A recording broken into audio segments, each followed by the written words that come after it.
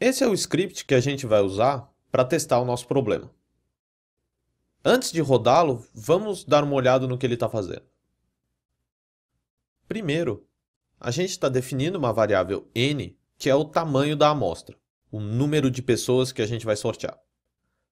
Se vocês lembrarem da interpretação de probabilidade como frequência relativa, então bastaria que esse n tendesse ao infinito para obter as probabilidades desejadas. Infelizmente, não dá para rodar infinitos experimentos, então vamos ficar com 10 milhões. Depois a gente dá uma olhada no impacto que esse número tem no resultado final. Em seguida, vamos definir as probabilidades dadas pelo problema.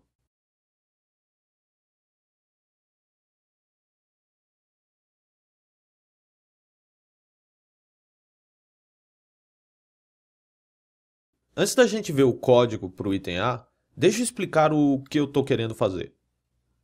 Primeiro, nós vamos criar um vetor x com a população. Esse vetor vai conter uma série de zeros e uns, dependendo se a pessoa tem diabetes ou não. Vamos dizer que 0 a pessoa não tem diabetes e 1 a pessoa tem diabetes. Esse é o tipo de informação que a gente nunca tem na vida real, mas é por isso que chama simulação. Bom, em seguida eu vou criar dois vetores A e B que vão conter os resultados dos exames. De novo, vamos escrever 1 se o exame for positivo e 0 se o exame der negativo. Agora, o que o programa vai fazer é bem simples. Ele vai olhar no vetor x para ver se a pessoa tem diabetes ou não. Por exemplo, a primeira pessoa não tem. Aí, ele vai sortear o resultado dos exames A e B com as probabilidades apropriadas. Nesse caso, a probabilidade de A, dado que a pessoa não tem diabetes, e a probabilidade de B, dado que a pessoa não tem diabetes. Para a segunda pessoa, que tem diabetes, ele vai fazer a mesma coisa, só que com as probabilidades de A dado D e a probabilidade de B dado D. No final, vai ser só uma questão de calcular a frequência relativa dos eventos que me interessam, e a gente obtém a resposta do problema. Então vamos lá. Vamos começar criando o vetor x. Para isso, eu vou usar a probabilidade das pessoas terem diabetes para sortear a população, PRD.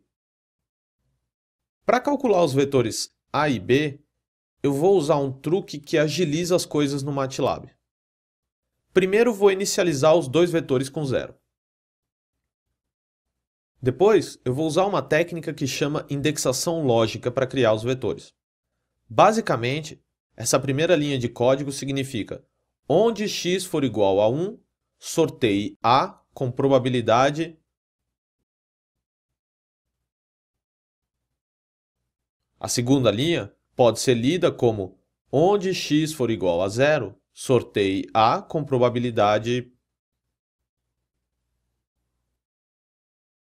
Para o povo que está mais acostumado com C ou Python, essas 4 linhas poderiam ser reescritas como um for loop.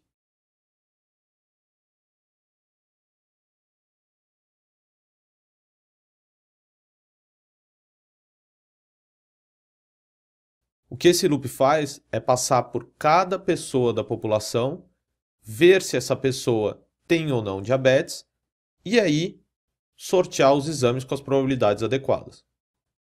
A diferença é que, mesmo para n igual a 10 milhões, como a gente está usando, as 4 linhas rodam em alguns segundos no MATLAB. Um código como esse for loop aqui do lado vai levar algumas horas ou até alguns dias, dependendo do computador no qual você está rodando. No MATLAB, assim como no Octave, loops sempre são extremamente lentos. Vamos lembrar o que o item A está pedindo. Bom, agora que eu tenho o resultado dos exames para toda a população, o item A ficou fácil. É só contar o número de vezes em que A e B deram positivos, dividir pelo número de vezes em que os exames foram feitos, o tamanho da população, N, e acabou. E é isso que vamos fazer.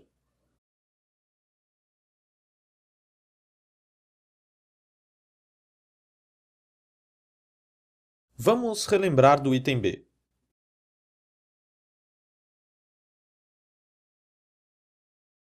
Veja que nesse caso é um pouquinho mais fácil. Só me interessa quem tem diabetes.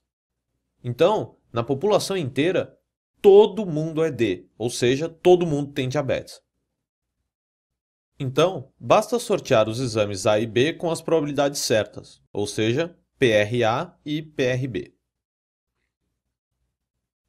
De novo, antes de ver o código, deixa eu explicar como eu vou resolver esse caso. A probabilidade pedida no problema é para um par de pessoas. Como todas as pessoas são independentes, eu vou fazer o seguinte. Vou pegar os vetores A2 e B2 e vou dividir no meio. Aí vou usar a primeira pessoa da primeira metade com a primeira pessoa da segunda metade. A segunda pessoa da primeira metade com a segunda pessoa da segunda metade. E assim por diante. Então, quando eu quiser saber se algum dos exames deu positivo para o primeiro par de pessoas da minha amostra, eu vou comparar essas 4 células. E assim por diante. De volta ao script, vejam as 4 metades aí. A frequência relativa que eu quero calcular é do evento deu algum exame positivo para cada par de indivíduos, ou seja, A1 ou B1, ou A2 ou B2.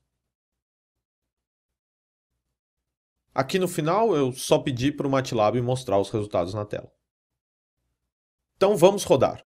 E o resultado deu errado. Esse item B está estranho, né? Vamos voltar no script. Pause e tente ver se você descobre o que está errado. Dica: é ali na linha 32.